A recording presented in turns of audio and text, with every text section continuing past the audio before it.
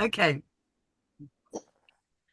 Hello, I'm Emma Spurgin Hussey. I'm an actor and sometime writer, and I am represented by Teresa at Filmcast Cornwall and Southwest. I do lots of the sorts of things that we end up having to do. I do stage and radio and film and telly, and lots of medical role play, and I narrate audiobooks sometimes too.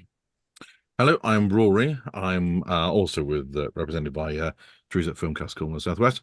I'm a film, television, stage, and voiceover artist. And yeah, also do all the sort of stuff that we normally have to do. So there you go. That's me, Stewart. Hello, I'm Stewart Rome. I'm represented by Mary Liz Management, same as John, I think. I came back to acting just over 4 years ago, just before the pandemic, which was a great time to come back. And I've been doing lots of short films and interesting projects, including a horror film at the moment, which I'm doing. So that's me. John. Hello, my name is John Michael Foulger, and like Stewart, I'm represented by Mary Liz Management. I've been an actor for, what time is it now? Nearly that long. Stage, television, big screen, commercials. I've not done any radio, though I desperately want to. And that pretty much sums me up. And now to the lovely Angela. And I'm Angela Elliott. I'm a screenplay writer and novelist. I've been writing for 35 odd years, starting in documentaries and moving into drama and film. And we love here on the screen play panel. See, brains fried today. Screenwriters. Like reading. Whatever we're called. Whatever those things are called that have words in them. So today we are going to be reading Mallet, episode 1 pilot, When Will I Be Famous, written by James Parks. So let me scroll through. Interior room, photo in frame on desk. A family wedding photo stands alone on an empty desk. Husband, wife, one son, one daughter. Everyone looks happy. Interior 1988, teenagers' house party night, music playing, Beastie Boys' Fight for Your Right to Party. A 16-year-old girl seductively leads a 16-year-old boy up the stairs into an empty bedroom while the party is in full swing. Whenever you're ready. It's weird. I can actually remember this night pretty well considering how smashed I was. Let's see how we go starting from here. Susie Lee. My first proper girlfriend. She was incredible, gorgeous and clever and hilarious. We were bloody great together back then. Jesus, she knew how to snog too. No teeth clanking or perm getting in the way, and a regular sized tongue. Literally the most amazing girl. She was so cool. Some days I couldn't believe she was actually my girlfriend. But sadly, at this party, it wasn't me who she ended up leaving with. I was elsewhere at this point. Interior party toilets continuous. Mallet lies drunkenly sprawled out on a recovery position on the floor of a mouldy avocado bathroom, while a raucous party continues without him. Lying on the bathroom floor, pants on show, hugging the toilet. God, I can still smell that mat. It was the house party of the year. I was about to lose my virginity and I thought it would be a great idea to down a load of cider. You know, Dutch courage and all that. And I know what you're thinking. Slow down, Ollie Reed. Ha! I thought I knew what I was doing. But I'd just turned 16. I thought I knew everything. Mallet painfully drags himself off the floor and begins the hunt for his girlfriend. What an idiot. It wasn't exactly how I'd imagined the night to go. Me with my head down the loo while my girlfriend got her ear licked by one of my mates. Hang on. One of your mates? This isn't right. I'm not sure we should start here. It's okay. Just keep going if you can. Take your time. What a rubbish night that turned out to be. Memorable? Oh yeah. But for the opposite reason I wanted it to be. My girlfriend getting off with my mate. Cheers guys, the double whammy. I suppose the only thing that could have made that night worse would have been me shitting myself.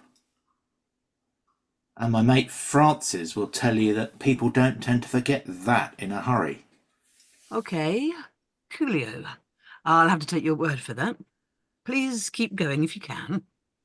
Interior party continues. Party is in full swing. Mallet still searches for Susie. Sorry, yeah, it was a bit of a kick in the tits when I found out about them. Mallet approaches the bedroom and drunkenly fumbles with the handle. This was the first, but sadly not the last time he did this to me. Said a bit of a common theme in my life, but I guess we'll get to all that later. Mallet crashes into the bedroom. Susie has her hand down the boy's pants. Clothes are still on. A patch of blood is spreading on the crotch of his chinos. And if I remember this correctly, there was a fair bit of blood coming from his pants, and I think they ended up in A&E that night. So, yeah, karma. And spoiler alert, it turned out he was actually into men, but not for a while yet. Just one thing. No need to say spoiler alert. Shit, sorry. Have I cocked this up? Shall we start again? Take it from the top? No, not at all. I don't think this is the right place to start anyway. Can we pause for a sec? Maybe go back a bit further. I'm relaxing a bit more now. Let me have a think. How did we get here? Retro VCR noises clunking. Screen goes into classic rewind mode. Rewind 9 months. Interior room, photo in frame, modern family wedding photo again, this time with a husband only, faded wife, faded young daughter and son. Exterior rugby pitch day 9 months earlier, still 1988. Teenagers play schoolboy rugby on a mud bath pitch. The opposition score a last-minute try by easily sidestepping an ineffective, spotless Mallet. Mallet, for Christ's sake, you're supposed to tackle him, not tickle him. Yeah.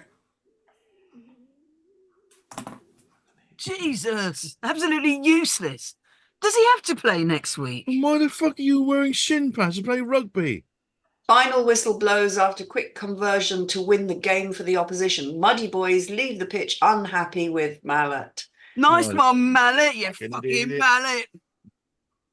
You're on mute, John.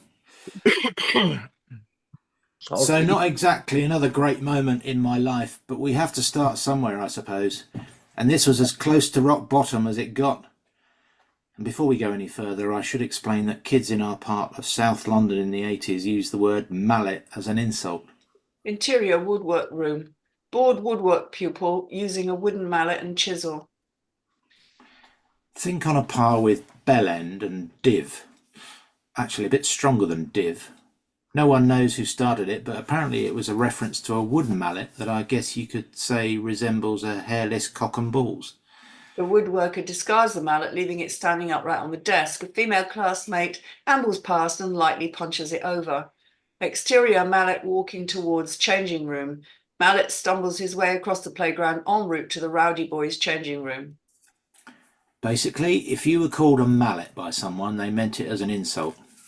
Like you hadn't reached puberty yet and you had hairless balls. Probably a small knob. So needless to say, having the surname Mallet gave everyone a laugh. All day. Every day. Especially at my school. Teachers call out Mallet's name in various situations. Register, answering a question, annoyed. Mallet. Mallet shamefully enters the noisy changing room. And while we're on the subject of shit names, my parents chose a turd of a first name for me too. Mallet slumps down on the changing room bench. He looks up and stares purposefully into the camera. Gary. Fucking Gary. Come on, seriously? I didn't stand a chance. Imagine a family in 2023 calling their kid Gary.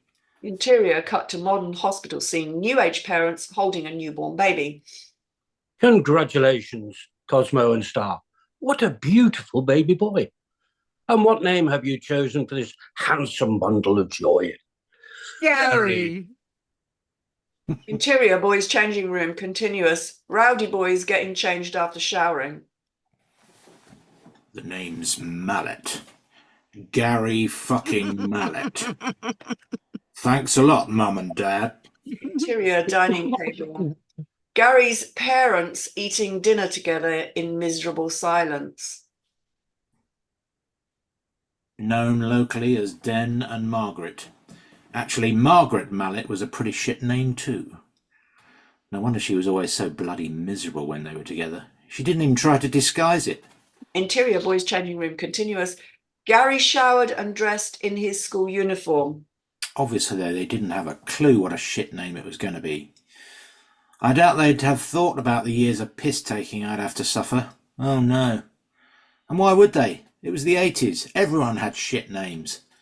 Well, almost everyone. My brother got off quite lightly. He got given a cool name. Micheal. Micheal John Mallet. Mike, or MJ to his mates. Cool first name. Even cooler nickname.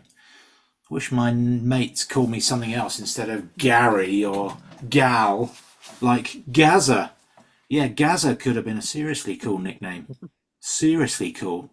Gary awkwardly throws his bag over his shoulder in a lame attempt to be cool, but practically strangles himself with a strap. He attempts to style it out as he sheepishly leaves the sweaty changing room. Exterior, Mallet walking home on his own, continuous. Gary ambles home through a typical 80s village high street. He enthusiastically kicks a discarded drinks can, which hits a nearby car door. The furious owner leaps out and angrily chases Gary up the road. He cleverly ducks into a nearby sweet shop. Interior sweet shop continuous. A flustered Gary is greeted by Abdul, the proud shop owner. Gary, number 23, have been on the phone saying they didn't receive their telegraph today. Are you sure you took it with you this morning? Yeah, of course I took it with me. Maybe their dog ate it. Exterior, Mallet doing his paper round. Gary doing his paper round earlier that day. A snarling dog barks and gnashes its teeth at him as he panics and throws the rolled up newspaper at it. Interior sweet shop continuous. Adult magazines are visible on the top shelves, newspaper and sweets on the counter. I reckon there's only one dog on this planet that actually likes me, and that's my dog, MCA. He's like the best friend anyone could ask for. He's such a good, loyal boy. And loyalty, like proper loyalty, well, that means a lot, even to a knobby teenager like me. Gary notices his good friends, Kevin and Francis. They're already in there thumbing through the music magazines. Take these two here. I know they'll always have my back, no matter what. Ahoy there, me hearties. Fancy seeing you two scallywags round these parts. All right, girl. How you doing? We just dotting, mate. How'd you get on a rugger? Total shite as per usual. But it's the taking part that counts, right? Yeah, I don't think the rest of the team would agree. What do they know? Anyway, this would put a smile on your face. Oh, the butchers are there. Kevin subtly points to the top shelf. No way. The new Playboy? Premium porn? Who's in it this month? Should we buy it? Don't be a dick. As if we'd get served porn, even by Abdul here. Sorry, boys. Top shelf is out of bounds. You know the deal. Yeah, of course. He's happy to sell us booze, but draws the line at high-end porn.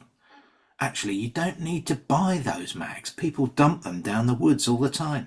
Seriously? Yeah, if you know where to look. I ain't got time for that today, mate. My mum needs me home soon. I'm only supposed to be picking her up some fags. I've been out 2 hours already. Ah, Franco, say no elf. Kevin reaches over to pinch a cigarette from the new packet. Oi, as if. I think she'd notice if there was a couple missing from her pack. I think she'd make an exception in this case. I'm sure she fancies me. Don't make me laugh. For starters, you're 15. Nearly 16. So big as Gary. And do you really think she'd be impressed by your fun-sized penis? Boy, Ha! It's like a penis, but smaller. you can both shut up. It's a grower, not a shower. Sure, that old chestnut. Chestnut? More like a cashew nut. Sod off. Just sod off. The boys leave the shop and commence the tedious journey home. Gary on foot, Kevin and Francis on skateboards. Right, tiny dicks aside, I know it's boring, but I need some new ideas to get Susie to notice me. Okay, that's the end of the excerpt. Okay, who'd like to kick off? Oh, I will then. Seems everybody jumped to that reason, didn't they? I'm rolling. First and foremost, I have no fucking idea what this is about. You start with a family photograph in a frame on a desk, assuming that that's supposed to be today. When is today? And where is today? That's not like a deeply philosophical question, by the way.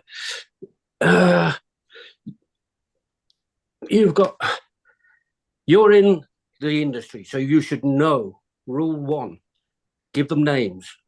These are for actors. Actors need to know who they are. You just say female director. We don't know. There could be half a dozen female directors there. You could have one. It's just, I'm sorry, but it's so muddled up.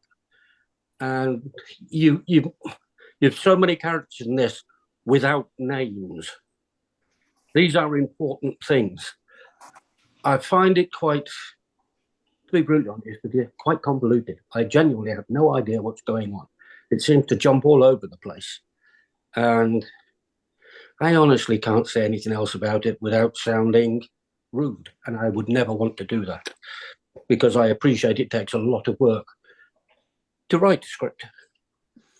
But my personal opinion, I didn't enjoy it because I have absolutely no idea where it's going. And to be brutally honest with you, I didn't really care. And I'm sorry about that. Thank you. Stewart? Okay. What was interesting for me is that I read the synopsis and the attached notes, skimmed through those before tonight. And I'm glad I did, because I kind of realised now why this jumps around, and the voiceover is Mallet as an older man who's in therapy, and each episode is him, they're going through decades. And he starts off in the 80s as a kind of spotty teenager who can't get the girl. And so this is his voice, his mature voice looking back and voicing over what happens in the 80s.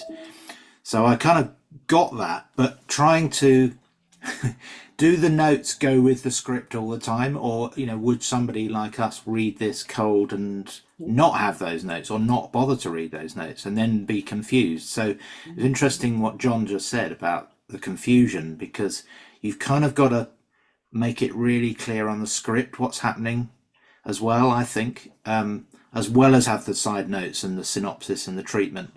So because if people don't see that synopsis or treatment, then they will be confused, I would argue. Having said that, I quite like the voiceover style and technique, and I found quite some of it quite funny and very, growing up in the 80s, I kind of found this quite funny because it's kind of related to it.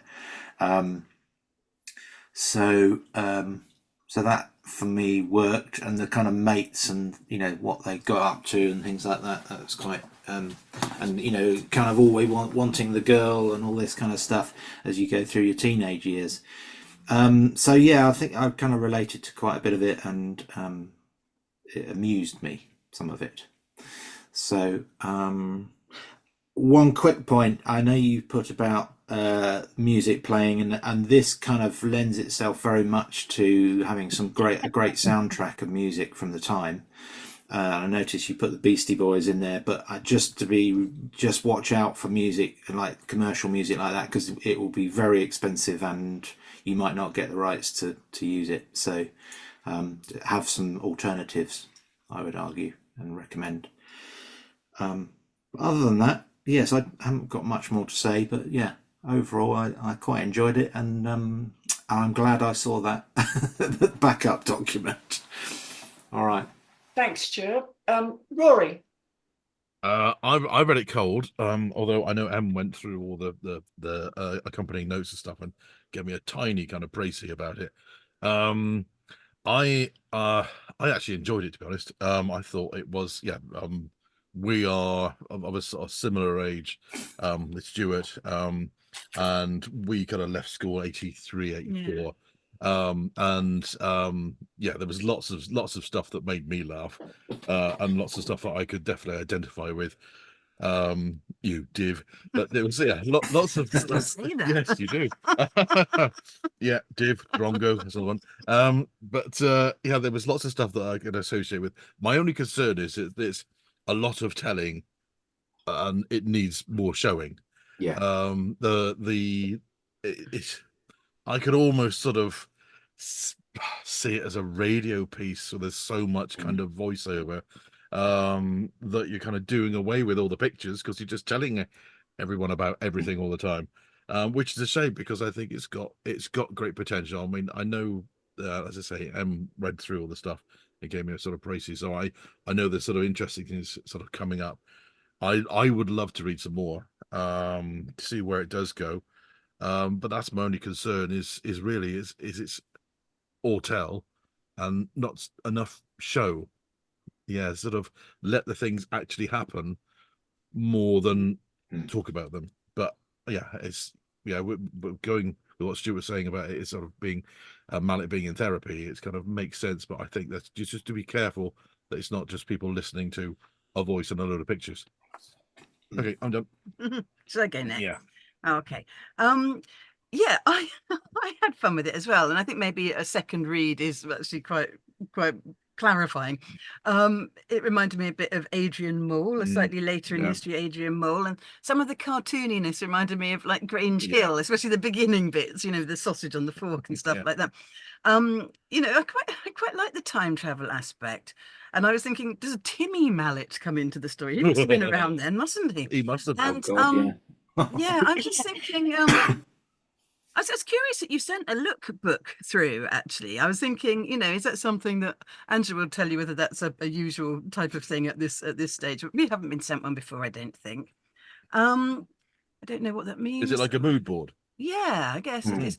Mind you, if you're in the sort of design side of it, then that makes absolute sense. Yeah. I'm sort of not quite sure yet how it's going to work with the with the voiceover and the video and the woman director. Please give her a name, and all the rest of it, because it's a little bit like, although I've read through, you know, the kind of outline of each episode, I'm still thinking, when is now in the story, if that makes sense? You know, when you know, when does the story itself kick off? What's the kind of spine of the story through which we can go to all sorts of interesting places? I like the scrappiness that sounds rude, but I like the little inset scenes, you know, with the woodwork workshop and the people parents. the parents in there's it's a little bit like The Young Ones, actually, you know, which of course is the thing of the 80s too. I quite like those kind of like odd things, and I can see little bits where there could be, you know, would people who are younger know who Oliver Reed was? I don't know, but is it for them? Maybe it's not. But they should know. They should know. But maybe we could see like little bits of Oliver Reed and things like that. All learn from what happened to Oliver Reed. I'm worried about cost, as Stuart says, because of the music, but also I'm thinking about just if we have got all these little fantasy things, is it going to get expensive, you know, to sort of set up all these different things? Maybe you could do it more cheaply. I don't know, but I'm just a little bit worried on your behalf about money. At the beginning, when we have the voiceover, we're at the party and Mallet. Every time I hear the word Mallet now, it's making me laugh. Just because we said it so many times. He's doing his voiceover, and it's like, it feels almost like the action is being slowed down by the voiceover, because we are. It's like people almost having to move really slowly while the voiceover happens, and I'm wondering, like the show don't tell thing, whether sometimes what we see, I mean, how reliable a narrator is Mallet for a start? Does he just misremember things? It'd be quite fun if some of the things we saw were not in sync with what Mallet was telling us. I think there might be some fun to be had there. Yeah, what's quite the setup with the female director? Is she sort of making a documentary about him in his sort of later life? Right. Could it be tricky to get the story out of him? Because at the moment it's just like her having to sort of go, yes, and some more, or come on, and things like that. I don't think she's got very much to do in the story. After his cider, he's now got verbal dialogue. I know. I'm very concerned about that boy with blood on his crotch. I've no idea what happened there, but it sounds quite alarming. Yeah, I like the insets. I've said that. When does the story proper start? Or is the story proper? When is the present? I've done that. Would Cockney Kevin say rugger? I always think of that as a posh boys thing, rugger. Lots of fun. I would just say, and I suppose it echoes perhaps what other people have said. It seems like you're very good at coming up with stuff, whether it's memory or quite what it is, but it's you've got a lot of material, but just make sure that you can control your material and it's not galloping off with you. And just one final thing is is the tone constantly going to be like this? Is there going to be anything, because we talk about you talk about there being, you know, a suicide or a potential suicide. I think just so that it doesn't sort of come out of nowhere, so we can kind of see little perhaps hints of moments of feeling as well as the comedy, which, you know, there's a lot of in this. But yeah, I'd be interested in reading more, actually, I must say too. Thank you. I'm going to be quite picky here.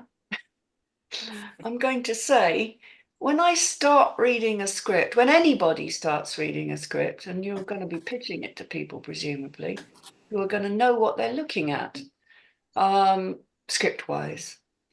I want to know exactly what's happening and where we are, and understand from page one the world that I'm in.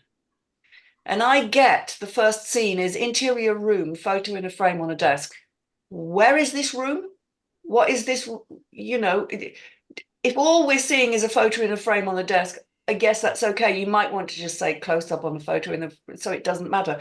But that instantly made me think, okay, where are we? Is this a boring, normal, bog standard semi and, you know, somewhere? Or is this a little terraced house in you know, or is this a huge mansion?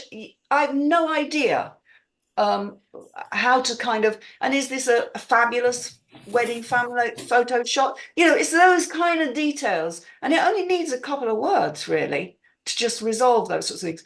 Then when you go to the 1988 teenagers house party, that's fine, you set that up fine, but then we get this female director, and I'm kind of going, is she at the party?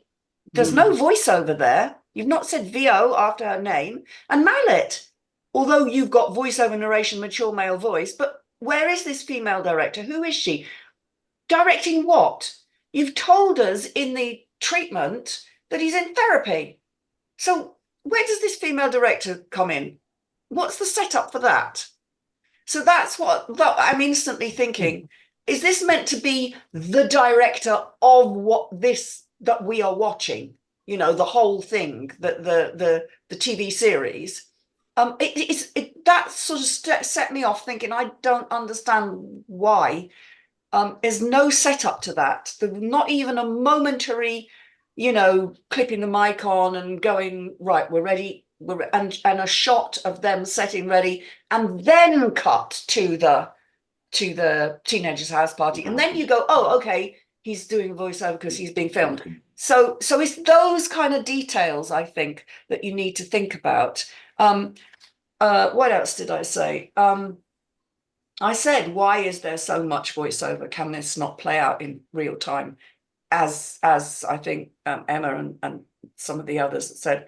Also, there is an awful lot of voiceover where what is happening whilst the voiceover is going on? It's like you were saying, Emma, about almost going into slow motion. There is so much voiceover. What the hell are we watching while there's that voiceover? It's like, okay, if all you're doing is watching Mallet lie drunkenly sprawled on a floor of a bathroom while you tell us about everything, why he's, I mean, that's just like, hang on a minute, don't forget, this is a visual medium.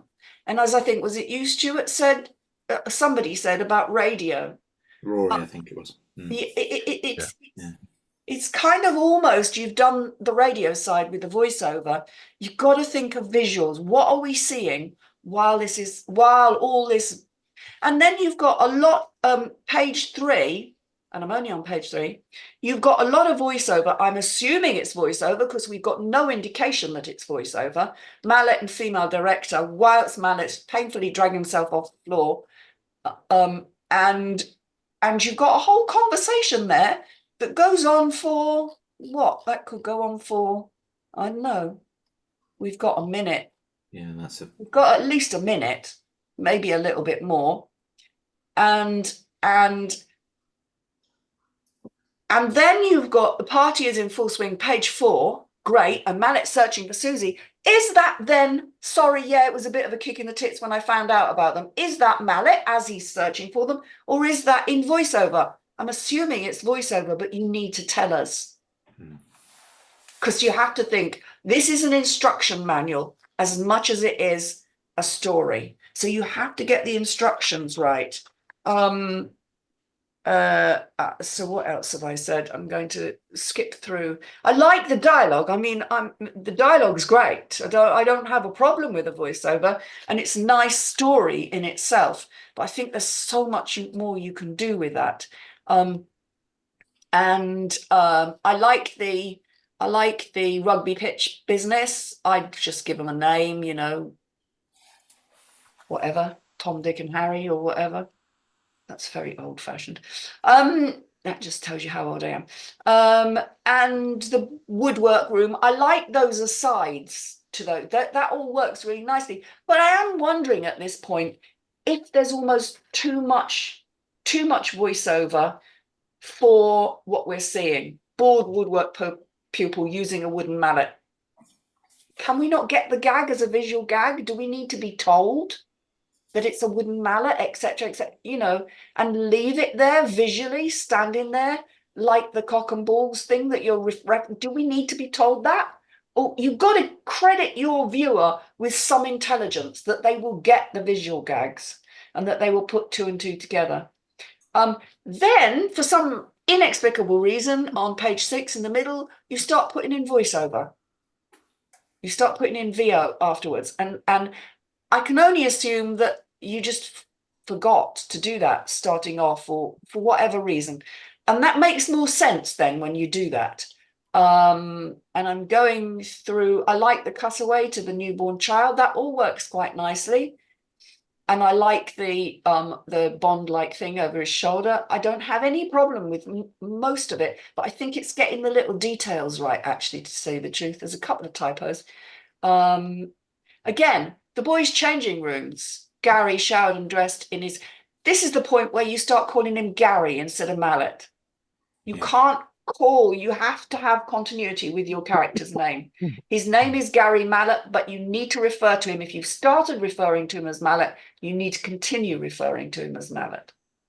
You can't just suddenly call him Gary, because people are going to go, Gary, we've got another character. Also, you've put him in caps there on page 8, which would be indicative of anybody reading this thinking it's a new character. So those are the little details that you have to get right. At that point, you've got a hell of a lot of dialogue going over while he's getting changed. You just kind of need to think about it. And there was one thing that I wanted to say, and I can't find it now. And it may be because it's on page 8. Page 8. Where did I miss it? Boys changing room, continuous. That wasn't continuous, by the way. Okay. The boys changing room, continuous. It's not continuous because you've just come from a cut to a modern hospital scene, which you need to clarify is that day or night, etc. And it's not continuous because you can't have, it's not continuous from the hospital scene. It's effectively a new scene. So it's boys changing room, day, and then interior dining table is not a scene, it's a dining table. I think you mean dining room. So dining room, and then day, and you'd put Gary's parents at the dining table, etc., etc. So that's just a little detail. But then afterwards, you've got continuous again, boys changing room, and it's not continuous because you've got a different scene, the dining room. Just be careful about your continuous bit. It has to be truly continuous. Also, I would argue that the boys changing room is, and then cuts to Mallet walking home on his own, unless you've seen him walking out the gate and you know, it's not continuous. It's a different scene. It might be continuous insofar as it's, you know what I mean. Same day, yeah. Same day, but it's not continuous. Similarly, the sweet shop, not continuous. These are separate shots. So there's just scene headings need clarifying, really. Mallet doing his paper round, sweet shop, it's not continuous. So there's a lot of issues with those, the continuity thing, continuous thing. I think I've probably said it all, really. Can I just add a tiny bit at the end? Yeah. It's something, Andrew, I think you often say. You talk about, you know, the difference between novels and scripts, and I think there are just some things where in a novel it's quite nice that, you know, we're sometimes things are withheld from us. And obviously in script sometimes things are withheld from us, but at the moment it feels quite novelistic, saying that there's a photo of, you know, two parents and two children, and then it changes so that everybody else fades away and just the dad is there. But we don't know who they are. We don't know whether that's Mallet or whether it's his family or somebody else. And also at the beginning, at the party, when he's, you know, doing one of his voiceovers, and there's two teenagers going up the stairs. It's a girl and a boy, but we don't know who they are. I think later it might be sort of implied that that is the couple that Susie is part of. Yeah. But because of that, we don't know whether that's him later or earlier, or quite who it is. So I think it'd just be wise just to give them names, you know, as with the female director and everybody. So we know what we're picturing. You're right. Also, I did also make a note as I read this. This may be because I am female. I thought, why is the girl instigating the sex? In how many instances are there? 2 instances of it. And I'm just thinking, girls at 16, boys like to think that the girls instigated the sex, but they didn't. It's the boys that instigate sex at 16, because it's the one thing that girls are constantly told, even today, is that boys are only after one thing. And in actual fact, in my experience at that age, it's true. Even albeit that the girls might be up for it, they tend to be a little more kind of reserved. Even if you might think, oh, they, you know, they're a goer, we'll have a go at her, and so-and-so's had a go at her, and it still tends to be the boys that are all, you know, gung-ho. And so just watch those things. Don't always make it like your little fantasy that it's the girls. Actually, there's one other thing I was going to add, which I thought about when everybody else was talking, was in terms of jumping around between times and going back to the 80s. I remembered that amazing series Life on Mars, the John Sim series, and there was a kind of device they used of going back and then coming back to the present, or, you know, so I just think maybe you need to think about being really clear about when, or finding a device to make sure the audience knows where they are when they are watching. Yeah. Not just from costumes and props, but actually, you know, finding a way of transferring from one to the other. Just a thought. I think they did that brilliantly, and I thought that, right. And I do think it's really important right at the start to have the viewer understand, why is this guy telling this story in voiceover? What is going on? I mean, you can, whether you set it up right at the start and then cut almost instantly to the teenagers' house party, as I described, or whether you have the teenagers' house party and they start off and then you go to them sitting there with him being filmed or recorded telling them. But you have to set that up so we understand who are these people that are doing this voiceover and why are they doing it? You know, at least give us a clue. But then that asks the bigger question, which is, why would he be asked in the first place to do it, you know? But during the 90s, I lived in Spain for a while, and they had a television program, not dissimilar to this, but it always started with the chap on the psychiatrist bench, the psychiatrist going, so what happened next? Yeah. And then it would start with him going, well, you know, I mean, it was a house party in 1988, and then it would drift to the scene. Yeah. And then everything that he says on this would kind of play out. So you would see it as it happened, rather than voiceover. Because as Rory so rightly says, far too much saying, not enough seeing. Yeah. Yeah. But I mean, that was a brilliant series, absolutely brilliant. It went on for 5 series. It's it comes back to that old thing about show don't tell, doesn't it? And Yeah. Unfortunately, it's absolutely true. And you have to be really clever with voiceover if you're going to do it. You know. Another fantastic way of looking at it, and everybody on the planet should see this film at least 20 times. When you watch Rocky Horror Picture Show, that starts with the chap in the wheelchair, known as the chorus, telling you what's going to happen in the next scene. Then you get the scene, then we go back to chorus, then we have another scene, and that's what this should really be laid out like. I'm not saying like Rocky Horror. You would never make that again. But it has potential, but as it sits at the moment, just too much say, not enough see. I mean, if you want to view it, if you want to think of it in that way, look at Shakespeare. Much of Shakespeare has a narrator, doesn't it? There's somebody who stands there and who introduces your play and sets the scene for you, and then lets the play out.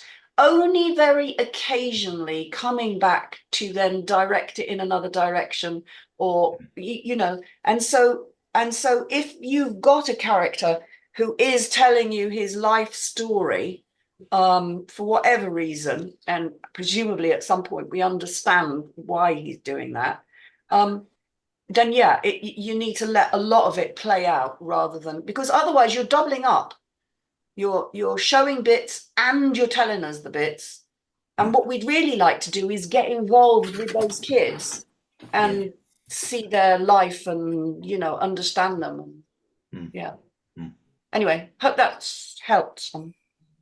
And Ollie was spelt Ollie.